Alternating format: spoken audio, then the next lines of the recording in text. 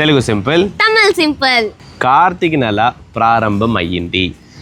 కార్తీక మాసం ఆరంభమాగిడిచి. నేను కార్తీక నెలలో సోమవారం గుడికి వెళ్తాను. நான் కార్తీక మాసத்துல திங்கக்கிழமை கோவிலுக்கு போவேன்.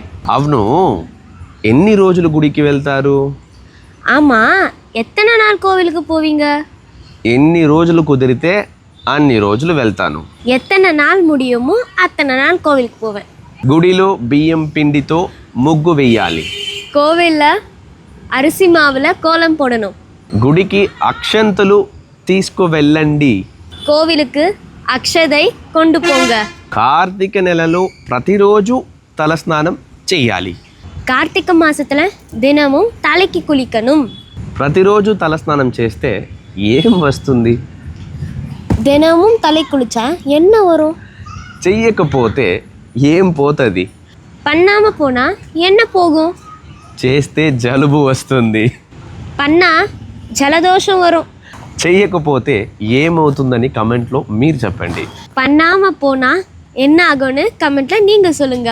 ధన్యవాదాలు. நன்றி.